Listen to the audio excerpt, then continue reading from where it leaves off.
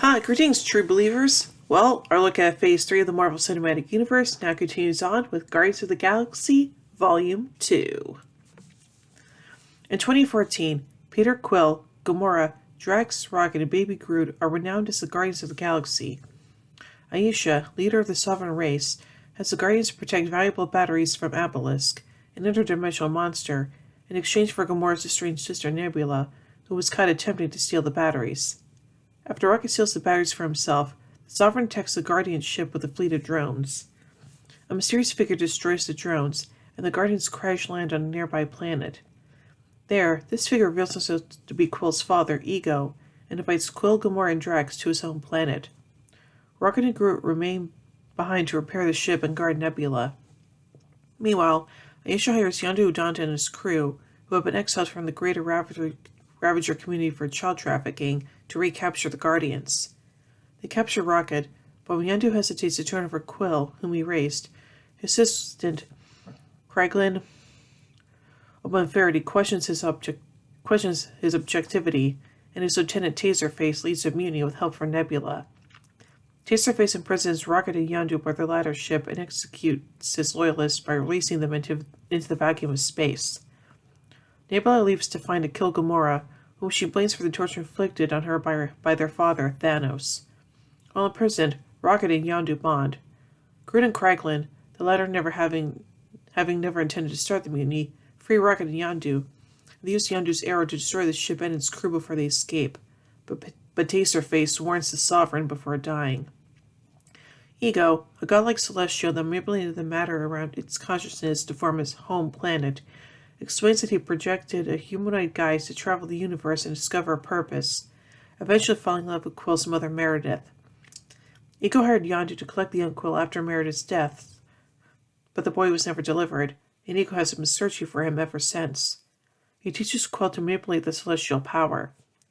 Nebula arrives at Ego's planet and tries to kill Gamora, but the pair reach an uneasy alliance when they discover a cavern filled with skeletal remains. Ego reveals to Quill that in his travels, he planted ceilings on thousands of worlds that could terraform into new extensions of himself, but only the power of two Celestials can activate them. To that end, he impregnated countless women and hired Yondu to collect the children, but killed them all when they failed to access the Celestial power. At first under Ego's influence, Quill fights back when Ego reveals that he gave Meredith the tumor that killed her due to the distraction she posed, forcing Ego to parasitically draw Quill's energy to activate the ceilings, which began to consume every world.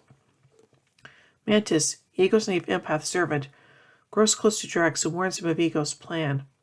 Gamora and Nebula also learn of the plan as Rocket, Yondu, Groot, and Kraglin arrive. The reunited Guardians travel to Ego's brain at the planet's core, during which Yondu reveals that he kept Quill to spare from the fate of Ego's other progeny. As they come under attack from the Sovereign's drones, which are all eventually destroyed, Rocket makes a bomb using the stolen batteries, which Groot plants in the brain. Quill fights Ego with his newfound celestial powers to distract him long enough for the other Guardians and Mantis to escape. The bomb explodes, killing Ego and disintegrating the planet. Quill loses his celestial powers soon after Ego's death. Yondu sacrifices himself to save Quill and dies in the vacuum of space. Having reconciled with Gamora, Nebula still chooses to leave and resume her quest to kill Thanos by herself. The Guardians hold a funeral for Yondu, which Kraglin and dozens of Ravager ships attend, acknowledging Yondu's sacrifice and accepting him as a Ravager again. During the funeral, Gamora admits she loves Peter, and they become a couple. Aww. In a series of mid- and post-credit scenes, Kraglin takes up Yondu's telekinetic arrow and control fin. Ravager leader Stakar Ugrad reunites with his ex-teammates. Aisha creates a new artificial being with whom she plans to destroy the Guardians, naming him Adam. Groot has grown into a teenager, and a group of uninterested watchers abandon their informant, who was discussing his experiences on Earth. Nice. So now let's take a look at the production of this movie, beginning with the development. In May 2014, Disney CEO Bob Iger stated he felt the first Guardians of the Galaxy film had strong franchise potential. He added their goal was to create another Avengers.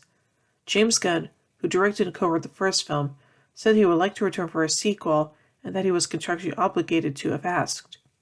The next month, Producer Kevin Feige said that there are places we could take the franchise, and we have ideas of where we'd like to go, based on the wide array of characters, worlds, and storylines for the comics. In July 2014, Guardians of the Galaxy co-screenwriter Nicole Perlman confirmed the sequel, saying it was going to happen due to the positive internal response to the first film at Disney, and said that Gunn would write and direct. At San Diego Comic-Con International soon after, the sequel was given a release date of July 28, 2017. Gunn had begun work on the film within a month, and said it would include at least one new Guardian from the comics. In October, Gunn confirmed that all 5 original Guardians would return for the sequel, along with other supporting characters, and the release date was moved up to May 5, 2017. In the following months, Michael Rooker said he would return as Yondu, and was looking forward to exploring new areas of the character. Chris Pratt, who played Peter Quill / Starlet in the first film, confirmed the sequel will be one of his next projects. Bradley Cooper expressed interest and excitement when asked if he would return as Rocket. Vin Diesel also confirmed he would return as Groot. In March 2015, Gunn revealed the filming would take place in Atlanta, Georgia, with major crew changes from the first film, and that his brother Sean Gunn would return as Qui-Gon alongside Karen Gillan as Nebula. He explained in relationship with Marvel, saying the company let me go and do my thing, and I truly listened to their notes and ideas. I've never been told to put in any character or plot element at all. When they trust you, they give you a wide berth. We just fit. In May, Gunn said the sequel would feature few characters in the first film, and that he planned to introduce two major new characters in the script, Mantis and Adam Warlock. Talks had begun with an actor Gunn had in mind to play Mantis, while he had decided to remove Warlock due to the film getting too busy, explaining, "One of the main things with Guardians of the Galaxy is not to add a bunch of characters, not to make it bigger in that way, but to go deeper with the characters, and getting to know them more emotionally. Everything is just getting too sprung and too crazy for me in these superhero comic book movies." Gunn added, "I adored what we had done with him. I think we did something really creative and unique with Adam Warlock, but it was one character too many, and I didn't want to lose Mantis, and Mantis was more organically part of the movie anyway." You know that Warlock would appear in future Guardians films, and is considered a pretty important part of the comic side of the Marvel Cinematic Universe. The character's future introduction is hinted at one of the film's mid-credits scenes. Gunn knew that Marvel gave him some blowback for including the Warlock teaser because they felt fans would believe the character would appear in Avengers Infinity War and Avengers Endgame, which was not the case. By including the scene, Gunn promised Marvel he would use his social media presence to clarify for fans that the character would not be seen in either of the Avengers films. And now on to the writing. After the film's announcement, Gunn said he knew a lot of where I wanted to go in the sequel, having written the backstory of Peter Quill, his father, and sister of the Yondu during the making of the first film, with the intention of exploring them in a future film. Gunn wanted to give the sequel a different structure from the film, since one of the reasons people like Guardians is because it's fresh and different, so the second will be fresh and different from the first one.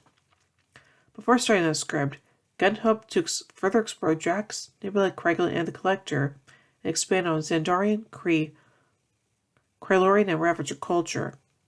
He also hoped to introduce more female characters in the sequel, though wanted to avoid including Earthlings such as Carol Danvers, as well as novice Richard Rider or Sam Alexander, saying, "I think Quill being the only Earthling is important. That serves the entire movie-going audience and not just the handful of Nova and Carol Danvers fans." The character Darkhawk had also been considered for the film. Feige said exploring Quill's father would certainly be part of next Guardians adventure, adding, "I think there's a reason we seeded it at the very end of the first film like that." Gunn also stated that he wanted to make sure Yondu's place in everything made sense in regards to his relationship to Quill and his father. He also revealed Quill's father would not be just son as in the comics. Gunn was less confident Marvel was going to buy in on Baby Groot than including Ego, since adult Groot was the most popular character in the first film. I didn't think they want to risk a good thing. However, by changing Groot, Gunn felt it opened up the film creatively, allowing Gunn to bring out new aspects of other characters. Gunn said Thanos would only appear in the sequel if he helps our story, and he will not show up at all if not. Thanos is not the most important thing in Guardians 2, that's for damn sure. There's the Guardians themselves and other threats the Guardians are going to be facing that are not Thanos. Feige later confirmed that Thanos would not appear in the sequel, as he was being saved for a grander return. When asked about how the film would connect with the other Phase 3 films in the Marvel Cinematic Universe, Gunn said, "I don't feel beholden to that stuff at all. I think it's really about the Guardians and what they are doing." Gunn said the film 2 to 3 months after the first film because he felt the group are such fragile egos, and he didn't think the story could start years later. Major planets visited in the film include Sovereign, Berhard, and Contraxia. Feige also stated that 2 or 3 worlds would be seen, as well as a little bit of Earth in this film, but it's not these characters going to Earth. In December 2014, Gunn revealed the story for the film was written by saying, "It's still constantly shifting, but I feel like it's pretty strong. I'm excited about it." By early 2015, Gunn was a few short weeks away from submitting full story treatment to Marvel, and said that when he presented his idea for the sequel to the company, they thought it was risky. He described it as not really based on anything from the comics, being mainly an original story. Gunn later referred to the full treatment as a scriptment, a 70-page combination of a script and treatment as it goes through every beat of the movie. By April, he was preparing to write the screenplay, and in May, he was hoping to complete the script before he began work on the Belko experiment in June 2015. And now on to the pre-production. On June 2, 2015, Gunn announced to social media that he had completed the first draft of the screenplay, and the film's title will not simply be Guardians of the Galaxy 2. The same week, he confirmed the return of Zoe Saldana, Dave Bautista, and Cooper as Gamora, Drax, and Rucker, respectively. At the end of the month, Gunn announced the film would be titled Guardians of the Galaxy Volume 2, saying it came up with a lot of titles for Volume 2 because Guardians of the Galaxy is already so wordy. It seemed strange to add a bunch of words after it. I liked Volume 2 the best, so that's why I stuck at the cover of the screenplay, and, fortunately, Marvel liked it. In September 2015, Gunn said in a Facebook post that he wanted to use Sneepers, an alien race that first appeared in Marvel Comics 1964, as background characters in the film, but was advised against it by Marvel's legal department because the name was too similar to Snippur, the Icelandic word for clitoris.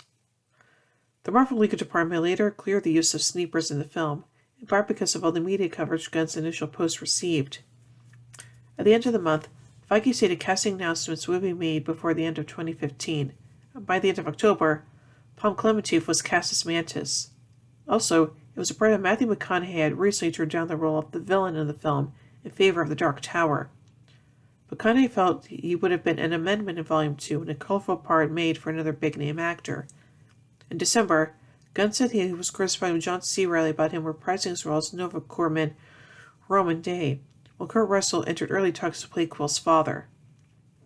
After the death of David Bowie in January 2016, Gunn said that there had been discussions for Bowie to appear in the film as a member of Yondu's original crew.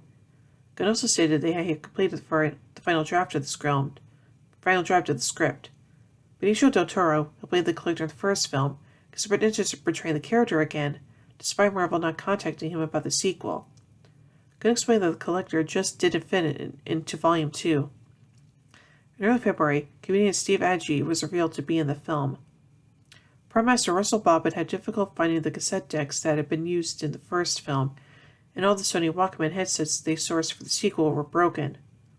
Sony also did not have any headsets available for filming, while 3 pairs Bobbitt found on eBay cost around $1,800 and were not the exact model.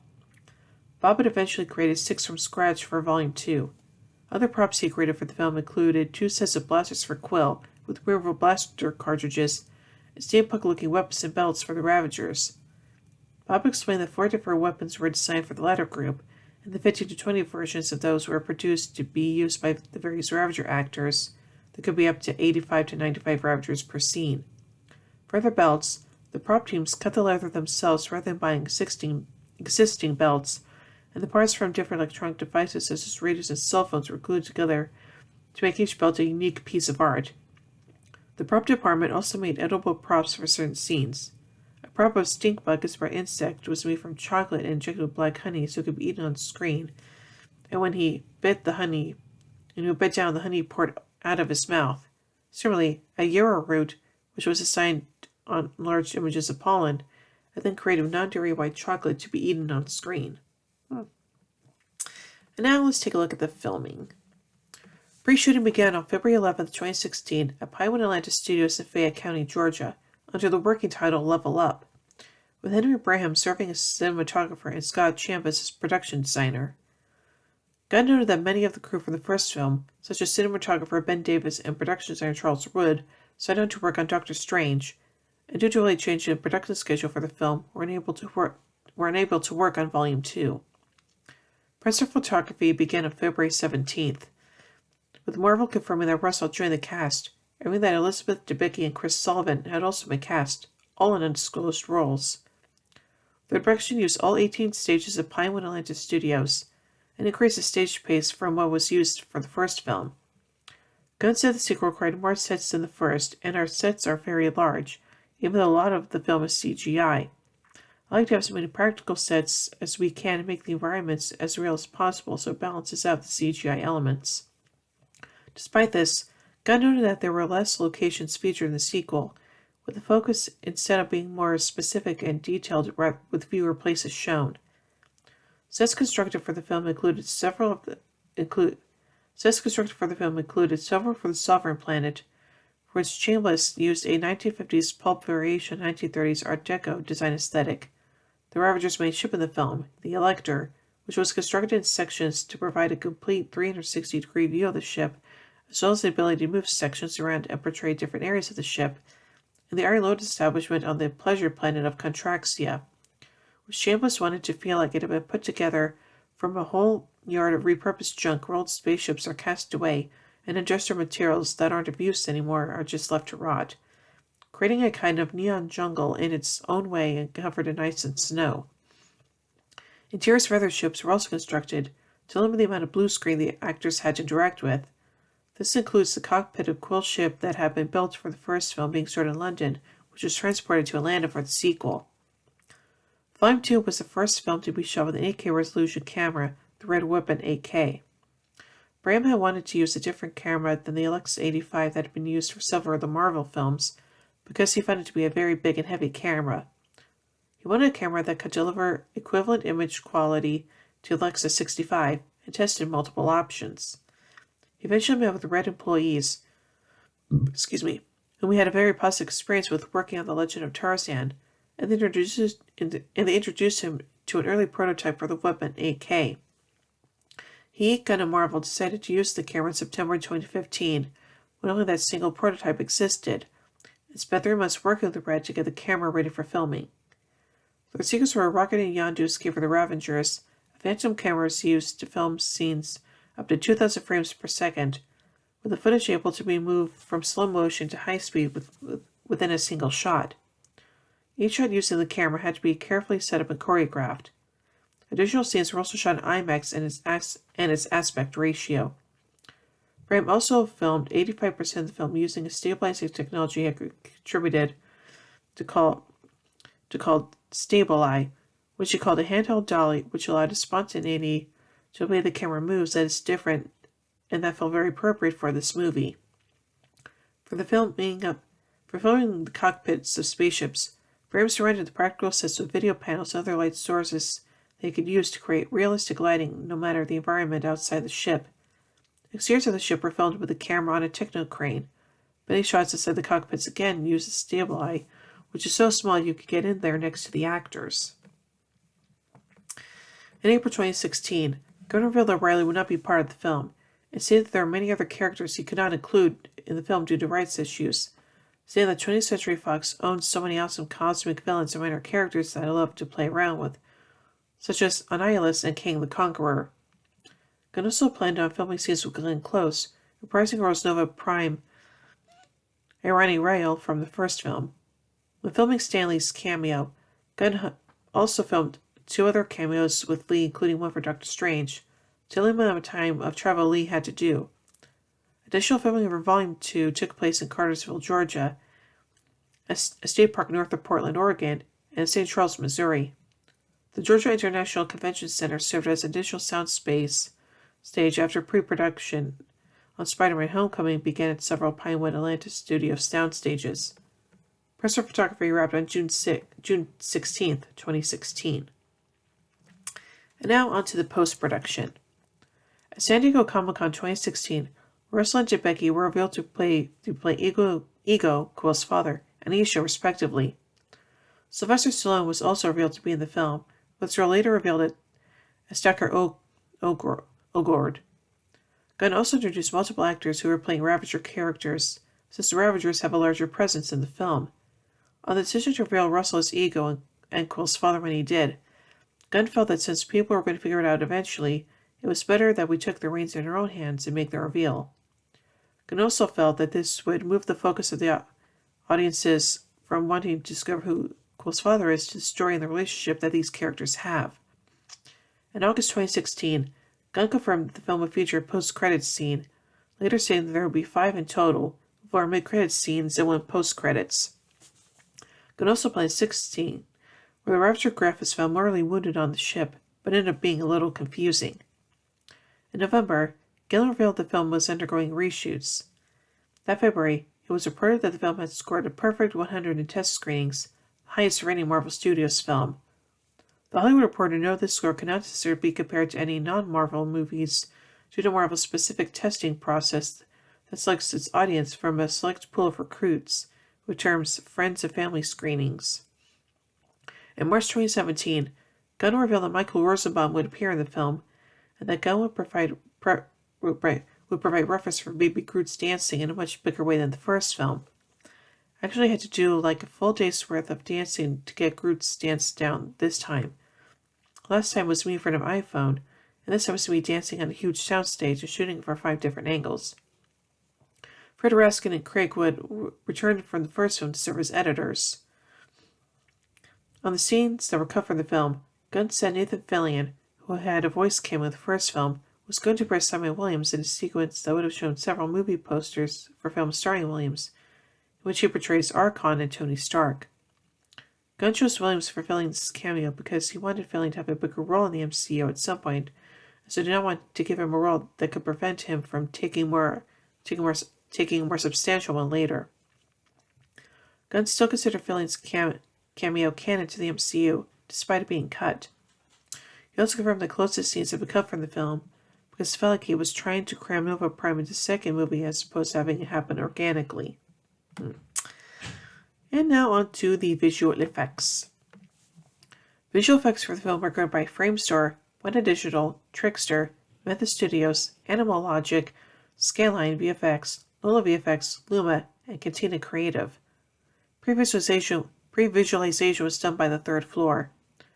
Framestore created 620 shots for the film, Weta Digital created 530, Method Studios more than 500, and Animal Logic created 147. Framestore once again created Rocket and Groot, with Method Studios, Weta Digital, and Trickster also doing work on Rocket. Framestore built Rocket from the ground up for Volume 2, and gave him an updated first simulation, new facial shapes and phonemes, as well as the new eye rig, which gave her a rig used for the character Narlac from Fantastic Beasts and Where to Find Them. Trickster's work on Rocket included when he sets off a trap for the Ravagers, additional working on the sequence of Rocket, Yondu, and Kraglin jump across space. Other work for Framestore included creatures, spaceships, Aisha's lair, the space chase, the Eclector scenes, and the additional Groot post-credits scene. Framestore also created the film's opening sequence. Despite appearing as a single shot, it was only comprised of 11 different visual effects shots. Gunn provided reference video for Baby Groot's dancing in the sequence. Framestore animation supervisor Arsene Elver noted that the majority of the opening sequence included CGI and digital doubles, with 3 moments, Quill falling on the ground near Baby Groot, Gamora talking to Baby Groot, and Drax throwing behind Baby Groot, consisting of actual photography. As with the first film, Straczynski created the typography for the opening, using the same style from Guardians of the Galaxy for consistency, this time with rusty gold and glowing blue neon. Executive creative director Aaron Sorofsky noted the challenge of placing the credits while the sequence was being refined by Framestore. Sorofsky proposed several different options for the credits, including having a little hovering character that projected a hologram up on the screen, but Gunn did not want another character in the sequence to deal with. A simpler 2D option was used instead. Swarovski also worked in the end credits, the first time for the company, integrating the actual credits from company Exceptional Minds with designs inspired by old music album art, taking albums and scanning them for their old textures and scratches. The destruction of the Rapture ship Eclector was handled by Weta Digital. Weta Digital also handled Ego during his fight with Quill, using a digital double of Russell for many of their shots. Weta also needed to create a digital double for David Hasselhoff for the moment when Ego shifts into Hasselhoff's guise. Kai Williams, Weta's visual effects supervisor, said, "We tried morphing into a live-action Hoff, but did not hold up as well. The current version looked better than the Hoff version, and while we had a very detailed Kurt digi-double, we didn't want to go to the same level on the Hoff for just 2 shots. By the end, we did have to do a partial build digi-double up the Hoff. The reason we did the Kurt digi-double in the first place was to make sure all the effects stuck correctly to the body. So we went with the approach of full digi-double, the hair, the side of the face, everything on Kurt. For the Hoff, we got pretty close, but it's not quite as detailed for Kurt." Additional work by Wet included the inside of Ego's planet, known as the planet Hollow, which was inspired by the fractal art of Hal Tenney, who Gunn hired to help design Ego's environment. Gunn added that there were over 1 trillion polygons in Ego's planet, calling it the biggest visual effect of all time. There's nothing even close to it. Animal Logic and Method Studios also worked on the various parts of Ego's planet, with Animal Logic focusing on Ego's cathedral, and Method on the arrival sequence, and Baby Groot's Not That Button sequence in the planet Hollow. Animal Logic's works for Ego's cathedral was also based on fractal art. The team at Animal Logic were initially brought onto the film to work on the story vignettes that were used to explain the backstory, which started as oil paintings but were evolving into falling sand, and eventually the final plastic sculptures that were used. Method also created the film's final sequence for Yondu's funeral. To make Rocket shed interior convincing, Method used in-house footage of animation supervisor Keith Roberts performing the scene for reference, studying the macrofacial movements like minor eye darts or blinks, in addition to what was filmed on set and in the sound booth by Cooper. Additional work included the scenes on the planet Berhard. Lola VFX worked on de-aging Russell, having previously done similar work in other MCU films. They also added to various characters, such as Nebula. To achieve the younger Ego, Lola referenced Russell's performance in Used Cars, as he had a lot of the facial action the visual effects were looking for. They also used a younger stand-in, Aaron Schwartz, since he had the big, broad jaw, chin, and most importantly, the way the laugh lines moved and creased as he talked, similar to Russell's. Laura Haddock, reprising a role in the first film as Mary of the Quill sequence, was also slightly de-aged to play the younger version of that character. Luma worked on the suffering people in the world in Anna Morlock's Cocoon. And now finally on to the music. By August 2014, Gunn had some ideas listed, but nothing for sure in terms of songs to include in Quill's Awesome Mix Volume 2 mixtape, for which he felt a little pressure due to the positive reviews to the first film's soundtrack. Gunn added, "But I feel like the soundtrack in the second one is better." By June 2015, Gunn had chosen all the songs and built them into the script, calling Awesome Mix Volume 2 more diverse than the first one, with some really incredible famous songs and then some songs that people have never heard. Tyler Bates was confirmed to score the film by August 2015, returning for the first film. As with Guardians of the Galaxy, Bates wrote some of the score first so Gunn could film to the music, as opposed to Bates scoring to the film. Recording for the score occurred in January 2017 at Abbey Road Studios. Guardians of the Galaxy Volume 2 Awesome Mix Volume 2, along with the film's score composed by Bates, were released on April 21st, 2017. A cassette version of Awesome Mix Volume 2 was released on June 23rd, 2017, and a deluxe edition vinyl LP featuring both Awesome Mix Volume 2 and Bates' score was released on August 11th, 2017. So overall, I think that this is a much better movie than the first one, and yeah, I like the fact that it introduced Quill's father, who was a bit of a jerk face, now I think about it, so yeah, but still, overall, it's a really great movie, so yeah. So overall, I give Guardians of the Galaxy Volume 2 5 arc reactors out of 5. Well, anyway, tune in a little while as we take a look at Spider-Man homecoming. So until then, in the words of the late great Stan Lee, Excelsior!